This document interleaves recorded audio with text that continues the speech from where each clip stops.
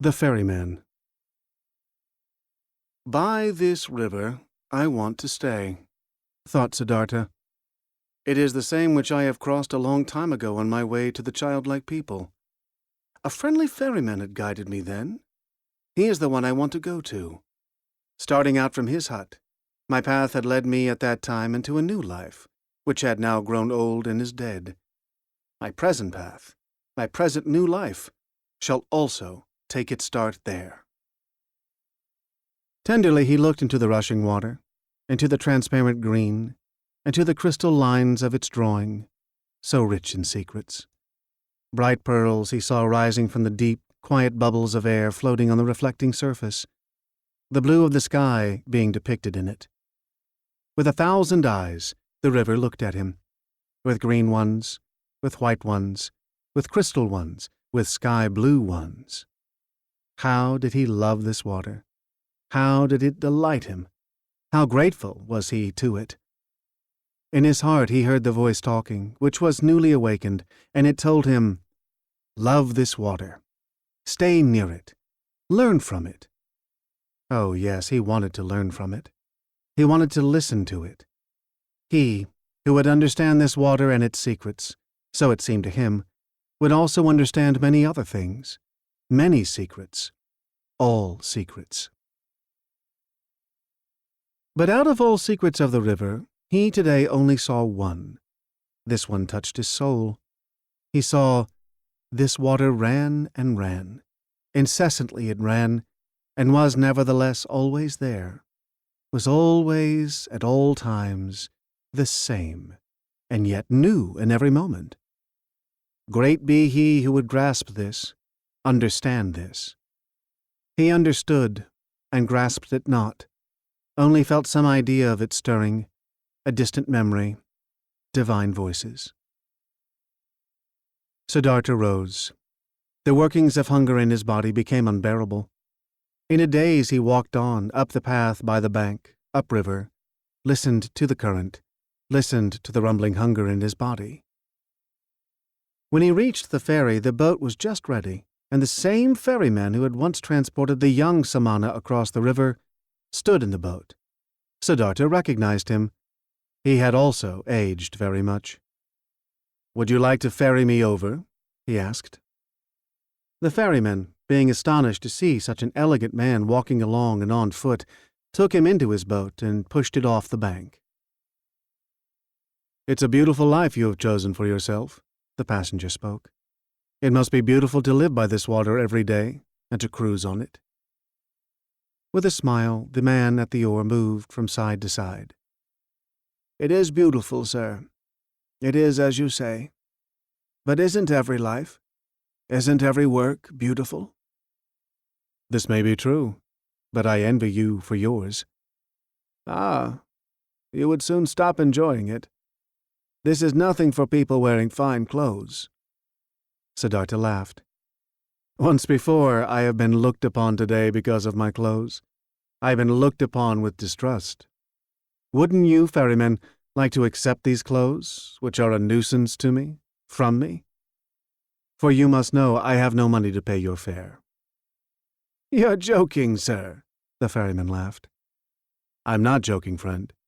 Behold, once before you have ferried me across this water in your boat for the immaterial reward of a good deed.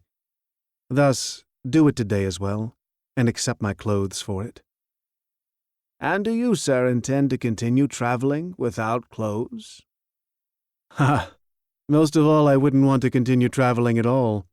Most of all I would like you, ferryman, to give me an old loincloth and keep me with you as your assistant, or rather as your trainee, for I'll have to learn first how to handle the boat."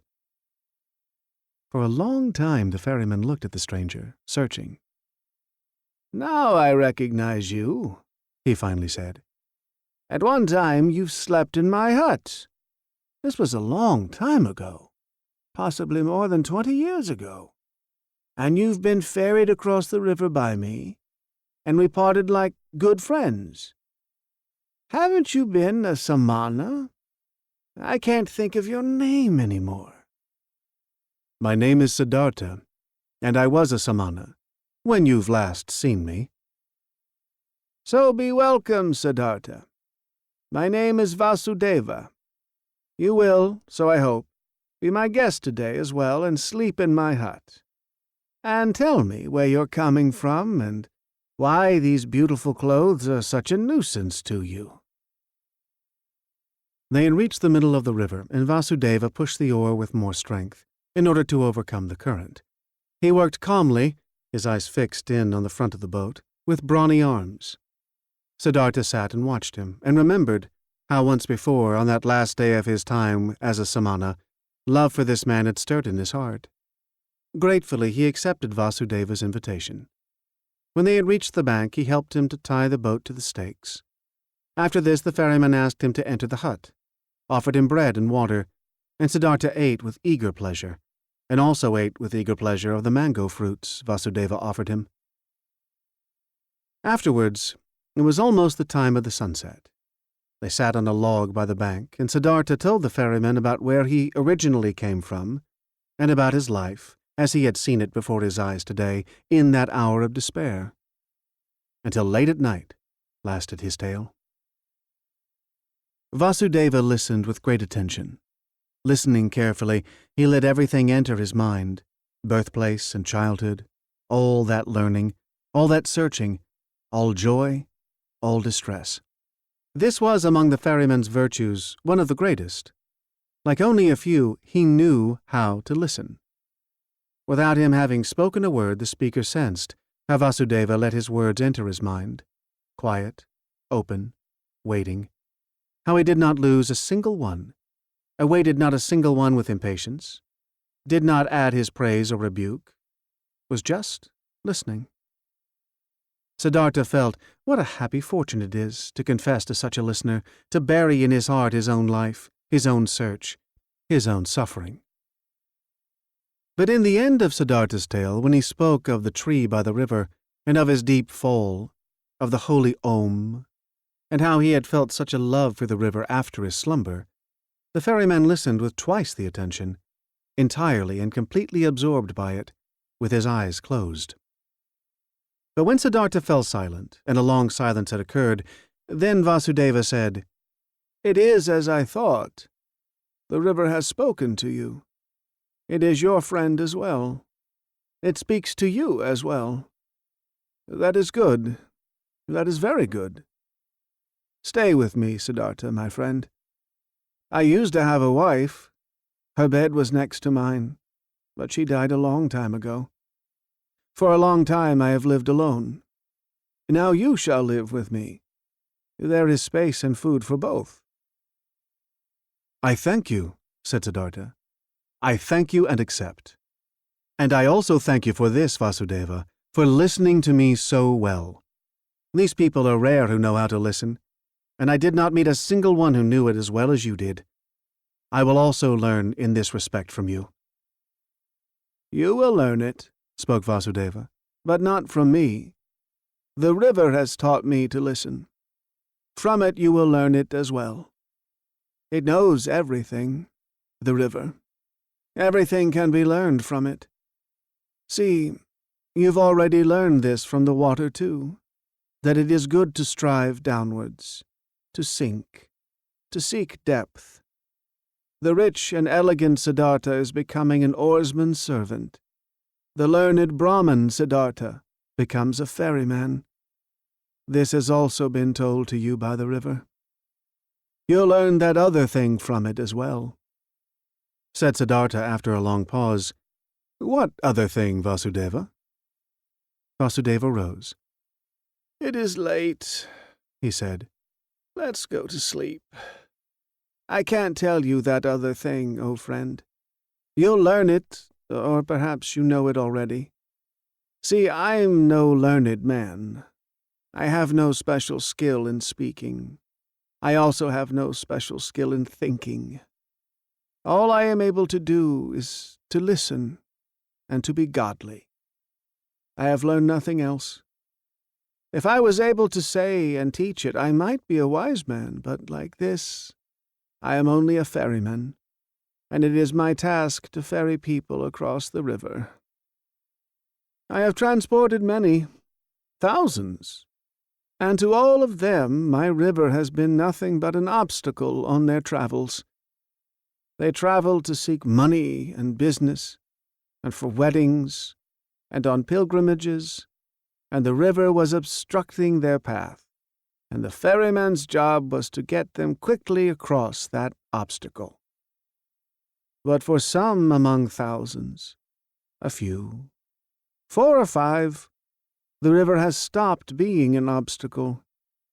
They have heard its voice, they have listened to it, and the river has become sacred to them, as it has become sacred to me. Let's rest now, Siddhartha. Siddhartha stayed with the ferryman and learned to operate the boat, and when there was nothing to do at the ferry, he worked with Vasudeva in the rice field, gathered wood, plucked the fruit off the banana trees. He learned to build an oar, and learned to mend the boat, and to weave baskets, and was joyful because of everything he learned, and the days and months passed quickly. But more than Vasudeva could teach him, he was taught by the river. Incessantly he learned from it. Most of all, he learned from it to listen, to pay close attention with a quiet heart, with a waiting, opened soul, without passion, without a wish, without judgment, without an opinion. In a friendly manner he lived side by side with Vasudeva, and occasionally they exchanged some words. Few, and at length thought about words. Vasudeva was no friend of words. Rarely Siddhartha succeeded in persuading him to speak. "Did you," he asked him at one time, "did you too learn that secret from the river, that there is no time?" Vasudeva's face was filled with a bright smile. "Yes, Siddhartha," he spoke. "It is this what you mean, isn't it? That the river is everywhere at once, at the source and at the mouth, at the waterfall, at the ferry, at the rapids, in the sea, in the mountains, everywhere at once, and that there is only the present time for it, not the shadow of the past, not the shadow of the future?" "This is it," said Siddhartha. "And when I had learned it, I looked at my life, and it was also a river, and the boy Siddhartha was only separated from the man Siddhartha, and from the old man Siddhartha by a shadow, not by something real. Also Siddhartha's previous births were no past, and his death and his return to Brahma was no future. Nothing was, nothing will be. Everything is. Everything has existence and is present." Siddhartha spoke with ecstasy. Deeply this enlightenment had delighted him. Oh, was not all suffering time? Were not all forms of tormenting oneself and being afraid time? Was not everything hard, everything hostile in the world gone and overcome as soon as one had overcome time? As soon as time would have been put out of existence by one's thoughts? In ecstatic delight he had spoken, but Vasudeva smiled at him brightly and nodded in confirmation. Silently he nodded, brushed his hand over Siddhartha's shoulder, turned back to his work. And once again, when the river had just increased its flow in the rainy season and made a powerful noise, then Siddhartha said, "Isn't it so, O friend? The river has many voices, very many voices. Hasn't it the voice of a king, and of a warrior, and of a bull, and of a bird of the night, and of a woman giving birth, and of a sighing man, and 1,000 other voices more?" "So it is," Vasudeva nodded. "All voices of the creatures are in its voice." "And do you know," Siddhartha continued, "what word it speaks when you succeed in hearing all of its 10,000 voices at once?" Happily, Vasudeva's face was smiling. He bent over to Siddhartha and spoke the holy Om into his ear. And this had been the very thing which Siddhartha had also been hearing. And time after time, his smile became more similar to the ferryman's, became almost just as bright, almost just as thoroughly glowing with bliss, just as shining out of 1,000 small wrinkles, just as alike to a child's, just as alike to an old man's. Many travelers, seeing the two ferrymen, thought they were brothers. Often they sat in the evening together by the bank on the log, said nothing, and both listened to the water, which was no water to them, but the voice of life, the voice of what exists, of what is eternally taking shape. And it happened from time to time that both, when listening to the river, thought of the same things, of a conversation from the day before yesterday, of one of their travelers, the face and fate of whom had occupied their thoughts, of death, of their childhood, and that they both, in the same moment, when the river had been saying something good to them, looked at each other, both thinking precisely the same thing, both delighted about the same answer to the same question. There was something about this ferry and the two ferrymen which was transmitted to others, which many of the travelers felt. It happened occasionally that a traveler, after having looked at the faces of one of the ferrymen, started to tell the story of his life, told about pains, confessed evil things, asked for comfort and advice. It happened occasionally that someone asked for permission to stay for a night with them to listen to the river. It also happened that curious people came, who had been told that there were two wise men, or sorcerers, or holy men living by that ferry. The curious people asked many questions, but they got no answers, and they found neither sorcerers nor wise men. They only found two friendly old men, who seemed to be mute, and to have become a bit strange and gaga. And the curious people laughed and were discussing how foolishly and gullibly the common people were, spreading such empty rumors. The years passed by, and nobody counted them. Then, at one time, monks came by on a pilgrimage, followers of Gautama, the Buddha, who were asking to be ferried across the river, and by them the ferrymen were told that they were most hurriedly walking back to their great teacher, for the news had spread the exalted one was deadly sick, and would soon die his last human death, in order to become one with the salvation. It was not long until a new flock of monks came along on their pilgrimage, and another one, and the monks, as well as most of the other travelers and people walking through the land, spoke of nothing else than of Gautama and his impending death. And as people are flocking from everywhere and from all sides, when they are going to war or to the coronation of a king, and are gathering like ants in droves, thus they flocked, like being drawn on by a magic spell, to where the great Buddha was awaiting his death, where the huge event was to take place, and the great perfected one of an era was to become one with the glory. Often Siddhartha thought in those days of the dying wise man, the great teacher, whose voice had admonished nations and had awoken hundreds of thousands, whose voice he had also once heard, whose holy face he had also once seen with respect. Kindly he thought of him, saw his path to perfection before his eyes, and remembered with a smile those words which he had once, as a young man, said to him, the exalted one. They had been, so it seemed to him, proud and precocious words. With a smile, he remembered them. For a long time he knew that there was nothing standing between Gautama and him any more, though he was still unable to accept his teachings. No, there was no teaching a truly searching person, someone who truly wanted to find, could accept. But he who had found, he could approve of any teachings, every path, every goal. There was nothing standing between him and all the other 1,000 any more, who lived in that, what is eternal, who breathed what is divine. On one of these days, when so many went on a pilgrimage to the dying Buddha, Kamala also went to him, who used to be the most beautiful of the courtesans. A long time ago, she had retired from her previous life, had given her garden to the monks of Gautama as a gift, had taken her refuge in the teachings, was among the friends and benefactors of the pilgrims. Together with Siddhartha the boy, her son, she had gone on her way due to the news of the near death of Gautama, in simple clothes, on foot. With her little son, she was traveling by the river, but the boy had soon grown tired, desired to go back home, desired to rest, desired to eat, became disobedient, and started whining. Kamala often had to take a rest with him. He was accustomed to having his way against her. She had to feed him, had to comfort him, had to scold him.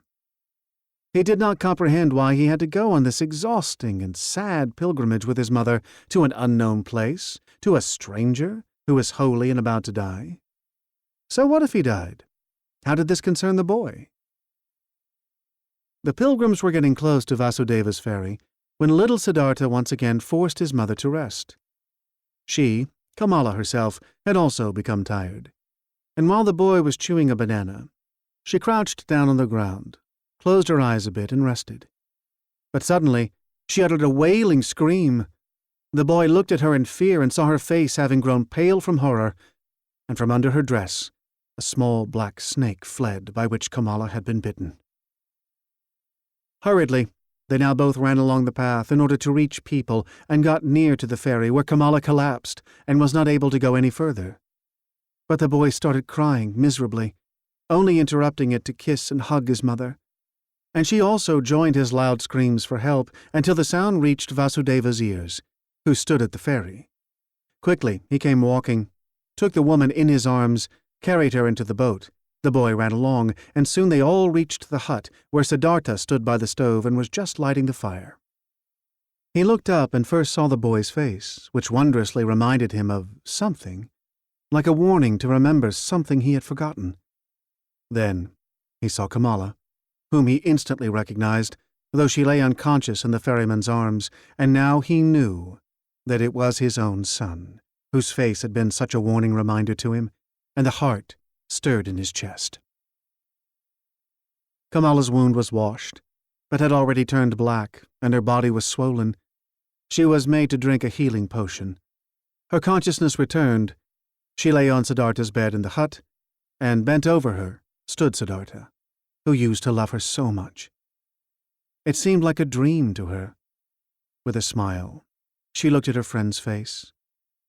Just slowly she realized her situation, remembered the bite, called timidly for the boy. "He's with you, don't worry," said Siddhartha. Kamala looked into his eyes. She spoke with a heavy tongue paralyzed by the poison. "You've become old, my dear," she said. "You've become gray, but you are like the young Samana, who at one time came without clothes, with dusty feet, to me into the garden. You are much more like him than you were like him at that time when you had left me and come a Swami. In the eyes, you're like him, Siddhartha. Alas, I have also grown old.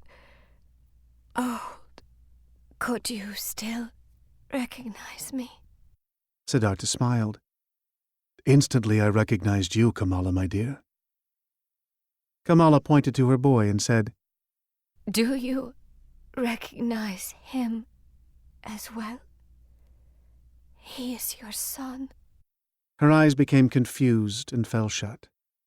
The boy wept. Siddhartha took him on his knees, let him weep, petted his hair, and at the sight of the child's face a Brahmin prayer came to his mind, which he had learned a long time ago, when he had been a little boy himself. Slowly, with a singing voice, he started to speak.